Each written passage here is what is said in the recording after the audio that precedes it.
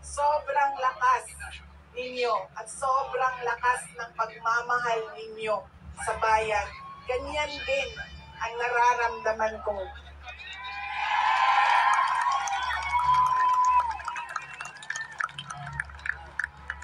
Ang pagpapasalamat ng aming pamilya, ang pamilya Duterte, ako kayo may ubutang ang kapuputon kaninyong tanan. Sa higayon nga gihatag ninyo kanamo na makaserbisyo sa atuang nasod. Napakalalaki ng utang na loob namin sa inyong lahat sa pagkakataon na ibinibigay ninyo sa amin na makapaglingkod sa bayan. Maraming salamat po sa inyo.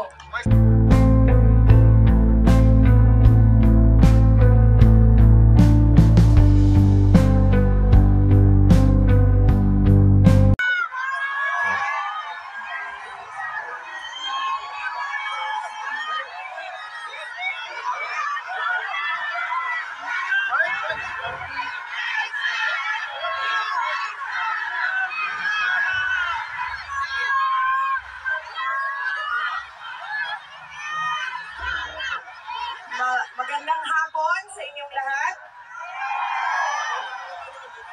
Unahin po muna natin ang ating pagpapasalamat sa Diyos dahil sa magandang araw na ito at sa safe na pagbiyahe ninyong lahat papunta dito sa The Hague, Netherlands.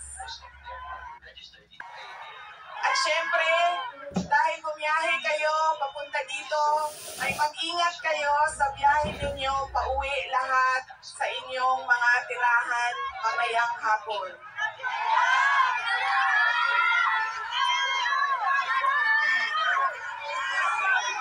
Susunod po ang pagpapasalamat ko sa Dutch Police sa kanilang pagtulong sa atin na mabuo yung programa ngayong hapon na ito at sa pagpahintulot na tayo ay magkaroon ng rally para kay Pangulong Rodrigo Duterte. Maraming salamat po sa Dutch Police and of course sa local government ng The Hague at sa Foreign Ministry ng the Netherlands. Maraming salamat sa kanila. Ang susunod na pagpapasalamat po ay mula sa akin para sa ating mga organizers ngayong hapon na ito sa Executive Committee na nag-meeting araw-araw, iba't ibang time zone para pag-usapan kung paano natin may sagawa ang ating pagsuporta, pagpapakita ng suporta kay Pangulong Rodrigo Duterte na matiwasay at maayos ang ating pagsama-sama ngayong hapon na ito.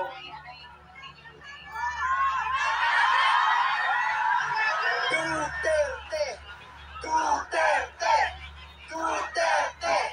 Duterte! Duterte! Kanina nung naglalakad ako papunta dito sa park, meron akong mga nakasalubong na mga galing Germany. At tinanong ko sila kung gaano katagal ang biyahe mo ma'am papunta dito. Sabi niya 9 hours daw. At 9 hours din daw siyang pabiyahe pauwi.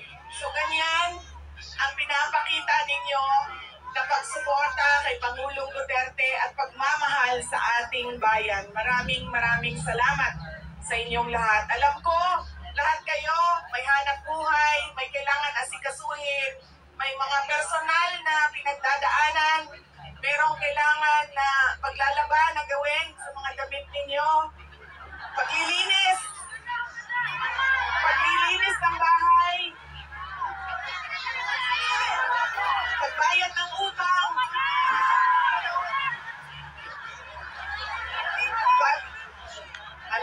pagtawag sa inyong mga mahal sa buhay doon sa Pilipinas, ay nandito kayo ngayong hapon na ito at ibinigay ninyo ang oras ninyo at panahon ninyo para mapag-usapan natin ang estado ng ating mahal na bayang Pilipinas. Maraming salamat po sa inyo.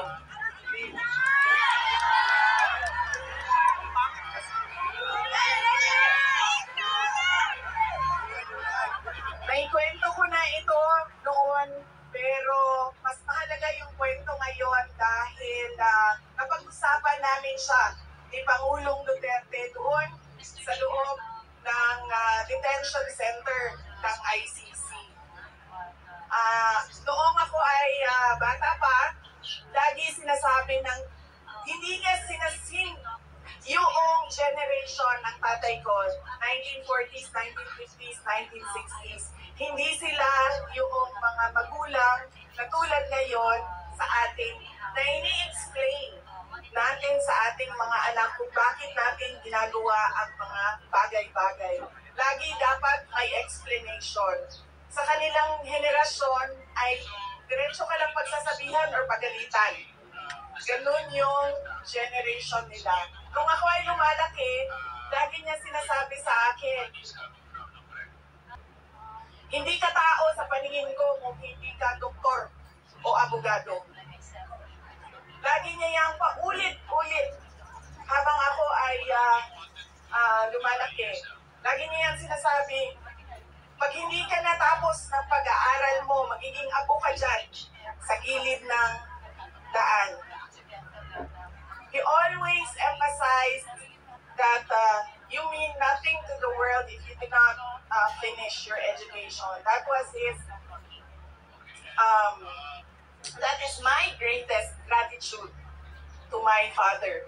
The emphasis he gave in education.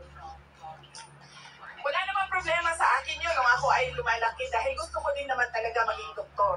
Kaya on that point, pareho kami ng hindi ako yung pinipilit ng mga magulang na magdoktor ka kahit ayaw. So walang naging problema sa amin doon. Pero nung hindi man naging successful yung aking pagpasok sa medisina, ay lumipat ako sa pagiging abogado dahil binigyan din naman ako ng option ng aking tatay na pwede ang abogado. Yun lang ang katanggap-tanggap sa kanya. Maging abogado o maging doktor. Noong nakapag-usap kami, noong isang araw, sabi niya sa akin, naging forceful ba ako? Mapilit ba ako sa pagsabi ko sa iyo na maging abogado ka? Sabi ko, oo. Sinasabihan mo ako, pinapagalitan mo ako. Lagi. Kinento ko sa kanya na isang beses, bihira ako umiyak.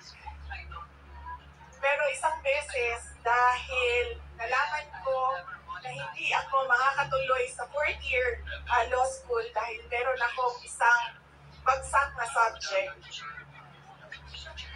Wala akong ibang masabihan nung sakit na nararamdaman ko. Kasi pakiramdam ko, yung tatay ko lang din, makakaintindi sa akin dahil kumaan din siya ng law school. So tinawagan ko siya. Hindi ako makapagsalita. Iyak lang ako ng iyak. Gulgul ako sa iyak na sinasabi lang niya, hello, nasaan ka? Yun lang ang sinasabi niya, nakidnap ka ba? Tapos iyak lang ako ng iyak.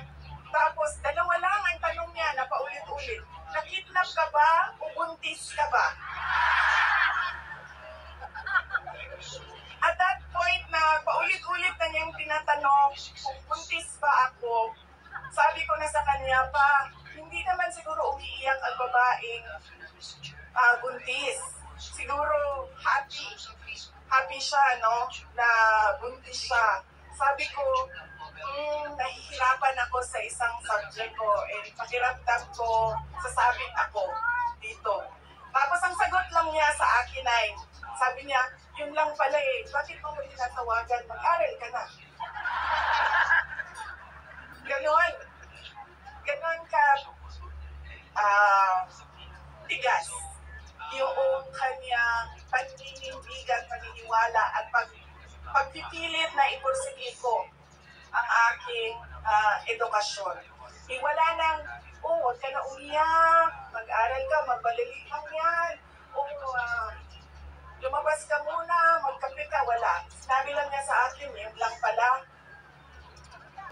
Ibaba mo na yung telepono at bumalik ka na sa pag-aaral mo. Kaya noong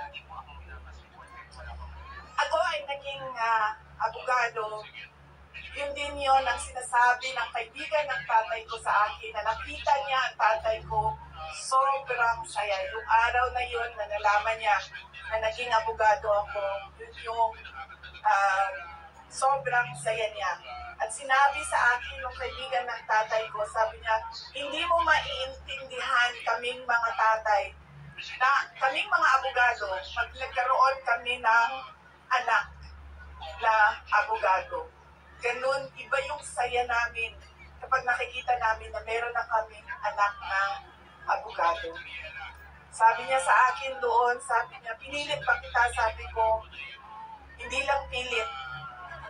Sinigawan mo ako at pinaiyak mo ako ng madaming beses dahil sa edukasyon at sa pag-aaral.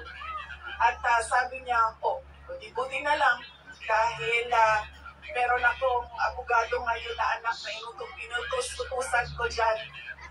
Kausapin niyang mga uwes dyan. At ngumingiti siya. He smiled. And it seemed to me that it was a comfort to him that he had a daughter who is a lawyer. In fact, sabi niya,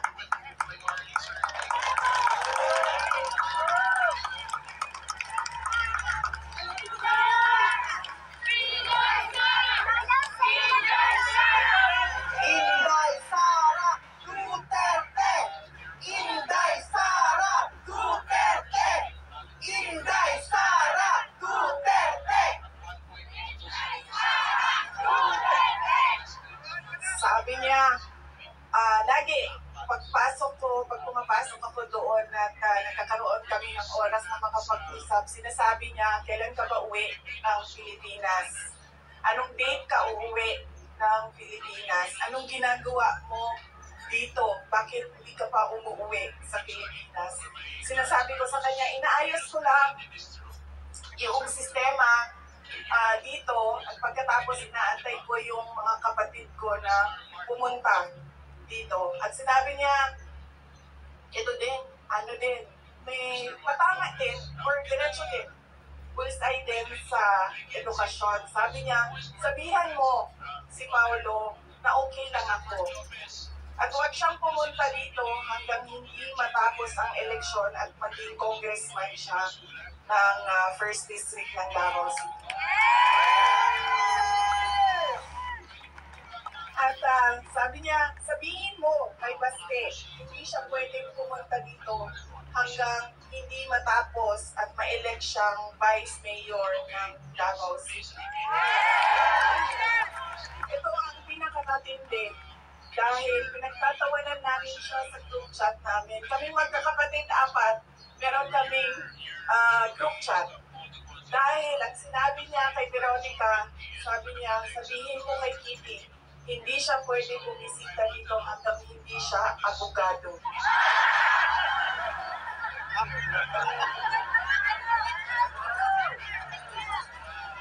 Sabi ni Kitty, grabe ang overacting ni Papa. So, ibig sabihin pa, mga 5 years. She has 5 years until she becomes a lawyer. Na meron pa akong 5 taon na bago ako makabisita. Ganon siya kahit na nandun siya sa loob. Ang kanyang iniisip, unang-una, yung mga kapatid ko na kailangan magtrabaho para sa siyudad ng Davao, yung kapatid ko na kailangan mag-aral.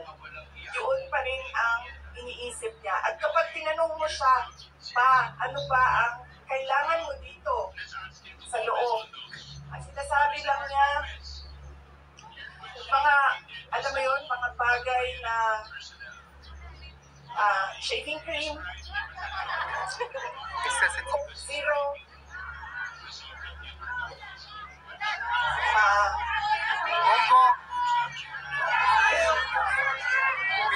tumigil na siya sa kakahingi ng Pinoy na ulam dahil parang hindi talaga kaya nung magluluto sa loob ang Pinoy na ulam. Pero nagpadala ako kahapon ng PDF file ng mga recipes na pwedeng sundin nung nagluluto. Yes! Duterte! Duterte! Duterte! Meron siyang, meron siyang hilig sa Coke Zero at yun lang yung hingi niya. May shopping list doon sa loob. At sabi niya doon sa gwardiya na isulat mo dyan, 2 case ng Coke. Anak ko ng gwardiya, sabi niya, pwede ka naman bumili dyan sa vendo, tapos iiwan mo para sa kanya. So sabi ko, Papa, anong gusto mo dito? Sabi niya, Coke Zero lang. So bumili akong 4 na Coke Zero, iniwan ko sa kanya. Sabi ko pa, that's 1 for each day pa ha. So today, tomorrow Saturday, tomorrow Sunday, Monday, Tuesday, Wednesday. Dahil darating na yung grocery list mo by Wednesday. At sagot niya sa akin, bakit isa lang?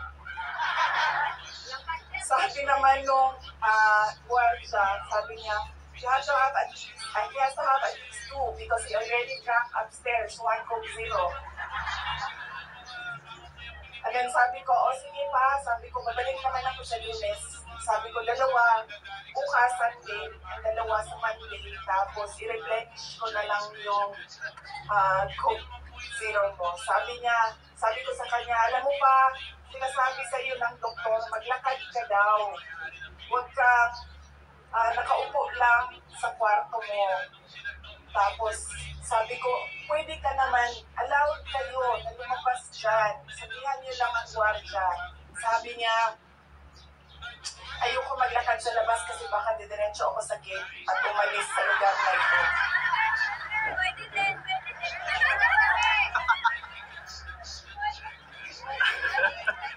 Nagkakaroon na rin siya ng mga kaibigan, yung mga tao doon sa loob ay nagiging kaibigan na niya.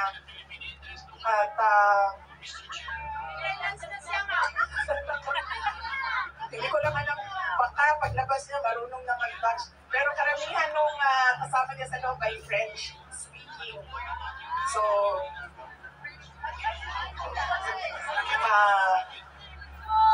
paglabas niya, hindi na kayo kamao magbinis na iya, tingala tama. Kuyo siya, avec quoi. Tingala na. Whatever that means. So, on that point, he's okay. Okay naman siya. Pero as a lawyer, kasi alam niya yung batas eh. Alam niya kung anong nangyayari. Kaya medyo persuasive siya. And lagi niyang inuulit-ulit kung ano yung kailangan gawin para sa kanyang kaso. At lagi siya magtatanong ng timeline dahil alam naman natin sa korte ay medyo may kabagalan. Diba? Magsasagutan, ang prosecution, ang defense, maraming mga papel na kailangan ipasok at antayin ang oras. Kaya siya din ay insistent sa mga timelines niya. Pero ang sinasabi niya lagi, alam niya na mali ang ginawa. And at to the very minute na tinulak siya paakyat ng eroplano, ilang beses niya sinabi na I want to be tried in a Filipino court before a Filipino judge and a Filipino prosecutor. Because he knew that number 1, wala talagang basihan yung kaso. 43 counts of murder. Ang sinasabi nila na thousands, totoo yan na. Kaya minsan naisip ko, naging kaso lang ba ito dahil sinusulat sa media na thousands ang namatay. I do not even understand paano naging crimes against humanity ang 43 counts. of murder na ngayon ay lumalabas, hindi naman ata totoo lahat yung mga witnesses at yung mga complainants. But that is a thing for the courts and the lawyers to discuss inside. Ano bang pwede natin gawin? Ang pwede natin gawin ay i-demand na ipauwi or iuwi nila si Pangulong Duterte. Bring him home! Bring him home! Bring him home! Bring him home! Bring him home! Bring him home! Dahil yun din ang gusto niya. Araw-araw na nandun ako, mga araw na nandoon ako, isa yan sa paulit-ulit niyang sinasabi, kailan mo ako mapalabas dito dahil darating ang eleksyon, mag-mayor pa ako ng syudad ng Davao. Bring him home! Bring him home! Bring him home!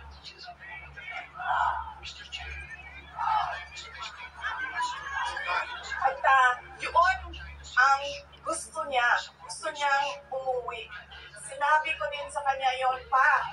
Sabi ko, yung kagustuhan mo na umuwi, yan din yung katapusan ng buhay mo. Magiging Ninoy Aquino Jr. ka. At sinabi niya sa akin, sabi niya, kung ganyan ang kabalaran ko, then so be it. Basta lang mauwi ako sa Pilipinas. Kaya, meron man ako worry para sa kanyang safety and security, pero lagi niyang inuulit-ulit talaga, balik niyo ako sa Pilipinas. Bring him home! Bring him home! Bring him home!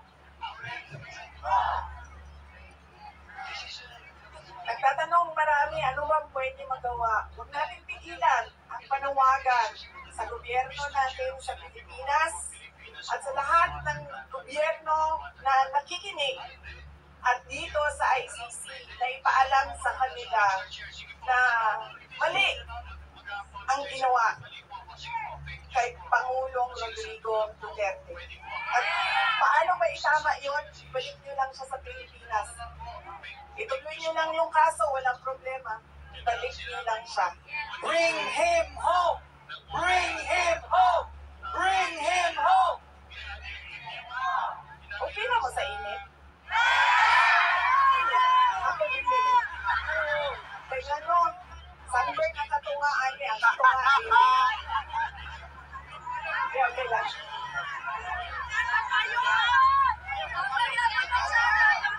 Fresh magyapon, ma'am! Hindi, okay lang. Okay lang. Kailangan lang tamo na. Sarili ang sunblock din dubli. Fresh magyapon. Okay lang, sir. Hindi nila makita na ako ang mata kung magkalok ka. Okay? O sa babay, ano ba ang pwede natin gawin?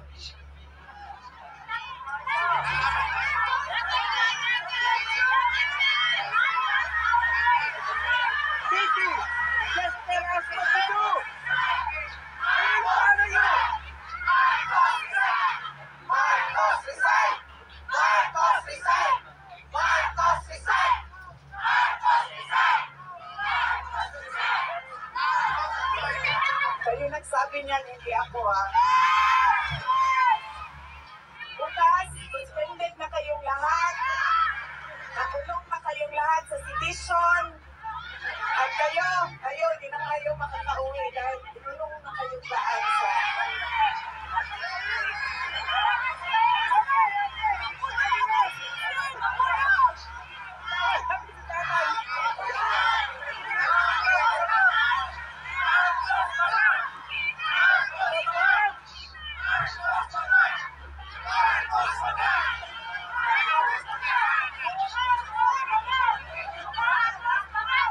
In transparency and accountability. Alam nyo kasi, ang pagiging Pangulo, dapat nasa tamang pag-iisip ka. Kapag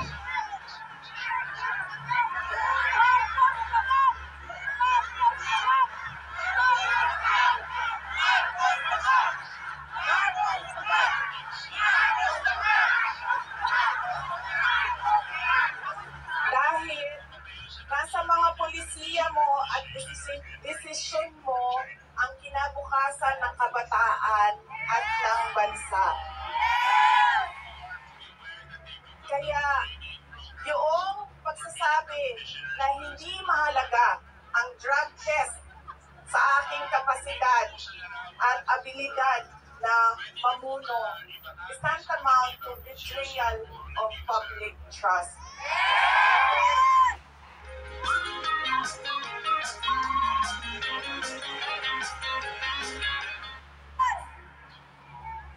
Dahil kailangan malaman ng taong bayan na nasa ayos ang iyong decision making.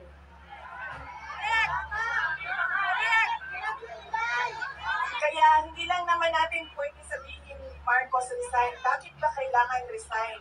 Dahil hindi mo pinapakita sa taong bayan na maayos kang mag-isip at kaya mo ang mamuno.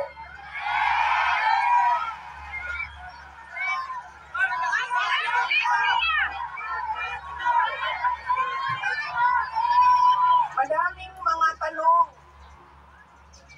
na nasa loob na ng korte. Ang PhilHealth, ang pagkuha ng pondo ng PhilHealth para bang naging pyramiding ang ginawa nila sa budget ba? Kumuha sila ng kulang ang pera dito, kumuha sila sa ibang source para isang pang dito, ay nahanapin na naman sa ibang source yung isang nagiging juggling at parang pyramiding na ang nangyari sa budget. At kung nakikita ninyo at naiintindihan ninyo ang budget, karamihan doon pamigay lang ng mga politiko na tinatawag nating ayuda.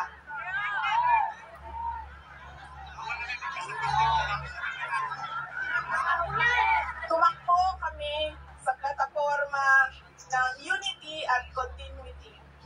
Continuity, kasali na doon ang big ticket projects o mga build projects ni Pangulong Duterte.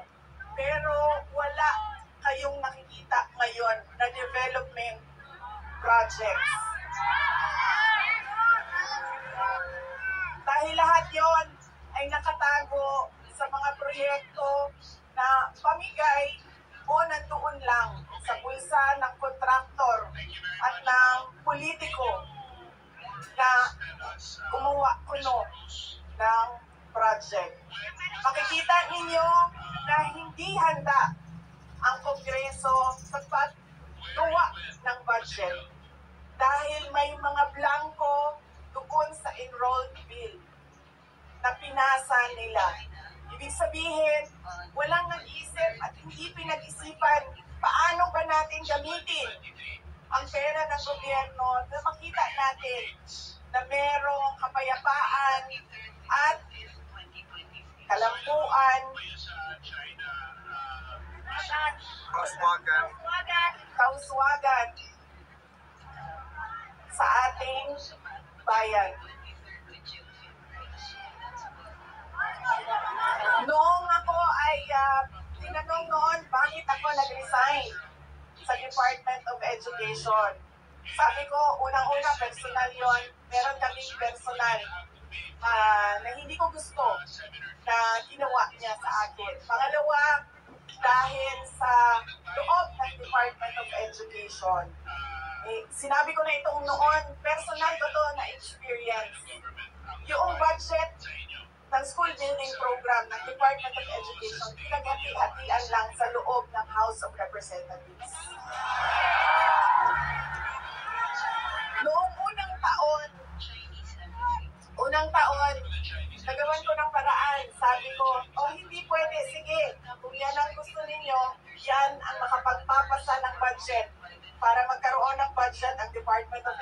education, dadaan pa rin kayo sa validation ng regional offices ng Department of Education.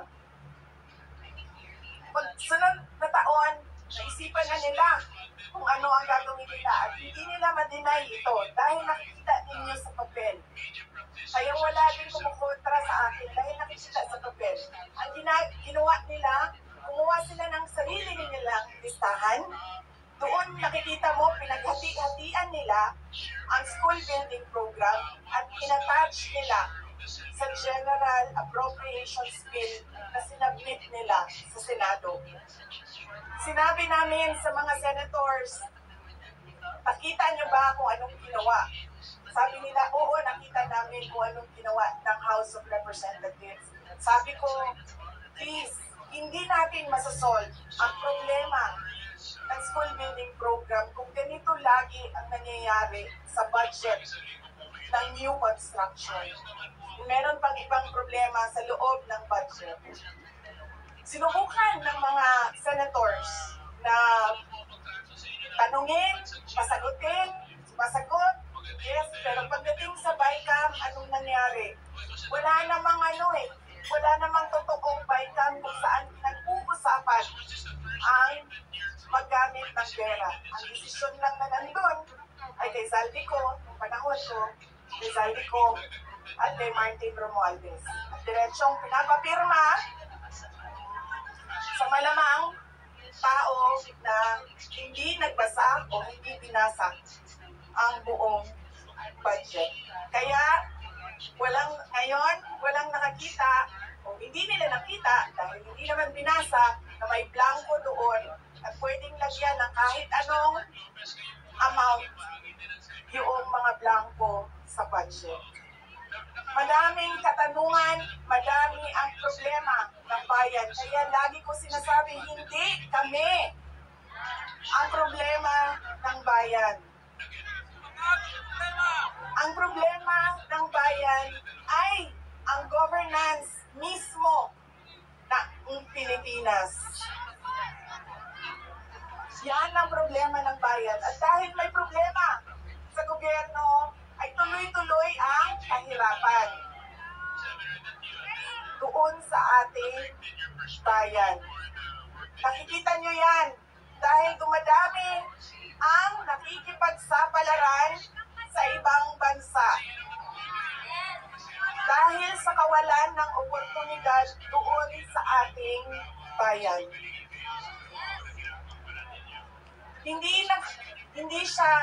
We should not be proud that we are exporting our countrymen, our workforce abroad dahil, wow, ang daming dollars na pumapasok sa Pilipinas dahil sa padala. Hindi yan siya nakakatuwa. Dahil ang isang bansa dapat meron siyang oportunidad na binibigay sa kanyang mamamayan. Hindi lang yan. Decent housing, peace and order, quality healthcare. Nakikita nyo yan dito sa mga bansa kung nasaan kayo. At kaya kayo nandito dahil hindi nga nakikita doon. And apparently, tayo lang yung nakakakita, yung nakaupo doon, hindi nila nakikita.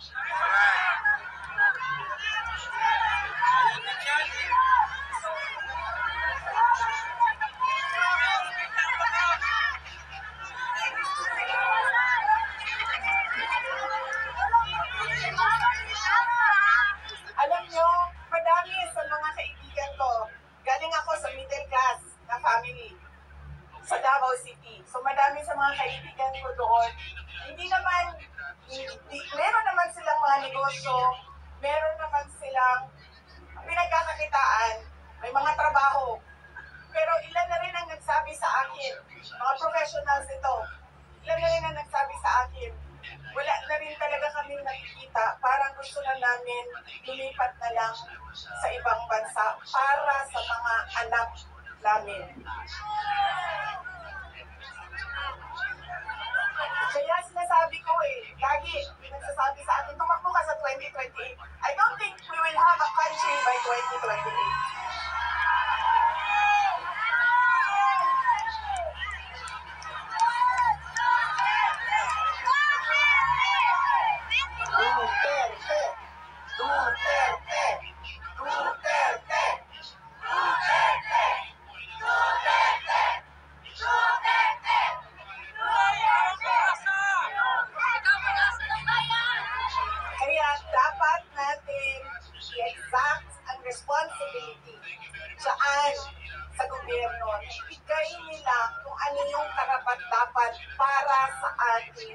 bayan. Dahil kung meron man ang okay sa kanila na pumunta sa ibang bayan, meron ding mga tulad namin na ayaw namin kahit anong mangyari, umalis sa Pilipinas. Dahil gusto namin doon, pagpamilya, doon palakihin ang aming mga anak. Kaya dapat meron tayong nakikita kung ano yung dapat para sa isang bayan. At alam niyo yun, kasi nakikita niyo yan, kasi nakaikot na kayo sa iba't ibang bansa.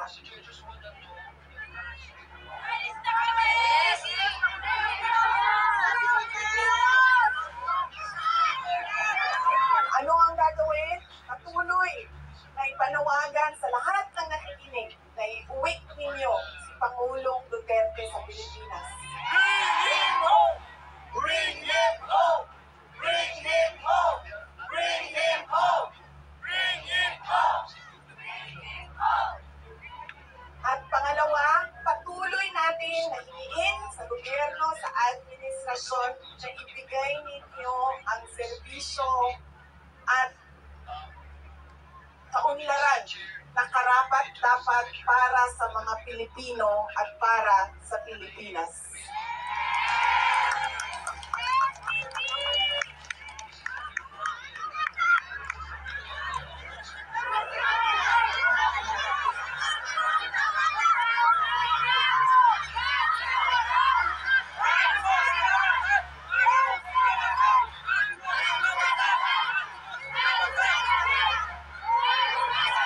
Sa pagahi, sa ako ang pagtakdinan, dinagin ko karal. Kaya, nagpulong yung kuwan na hindi ko mahulong.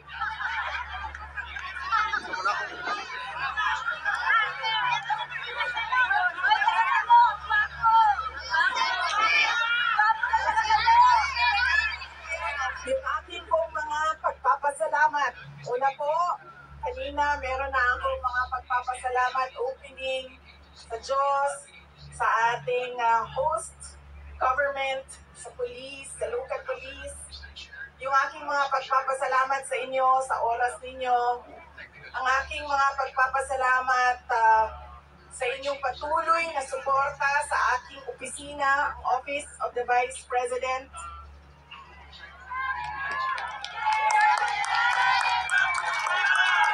Inday Sara Duterte! Inday Sara Duterte! Inday Sara Duterte! Inday Sara Duterte!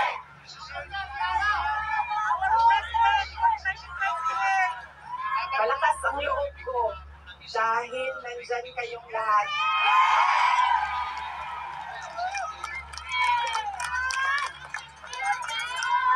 Kanina, noong papasok ako dito, marami ang nagsabi, be strong, be courageous.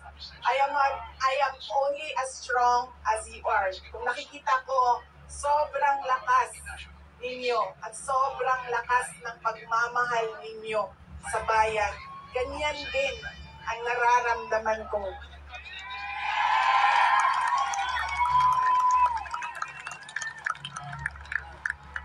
Ang pagpapasalamat ng aming pamilya, ang pamilya Duterte, ako kayo may ubutang ang kapuputon kaninyong tanan.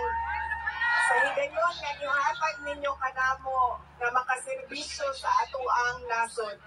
Napakalaki ng utang na loob namin sa inyong lahat sa pagkakataon na ibinibigay ninyo sa amin na makapaglingkod sa bayan. Maraming salamat po sa inyo, mga kababayan namin.